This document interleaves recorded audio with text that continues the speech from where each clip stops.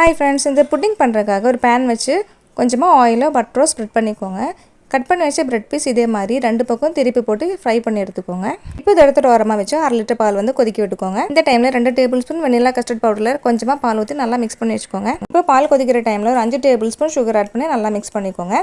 பால் கொதிச்சதுக்கப்புறம் நம்ம ரெடி பண்ணி வச்ச கஸ்டர்ட் மிக்ஸும் இது கூட ஆட் பண்ணி நல்லா கைவிடாமல் மிக்ஸ் பண்ணிகிட்டே இருங்க. 1/2 டீஸ்பூன் ஏலக்காய் பவுடரும் ஒரு 2 பிஞ்சு உப்பும் ஆட் பண்ணி நல்லா மிக்ஸ் பண்ணி விட்டு ஸ்டவ் ஆஃப் பண்ணிக்கோங்க.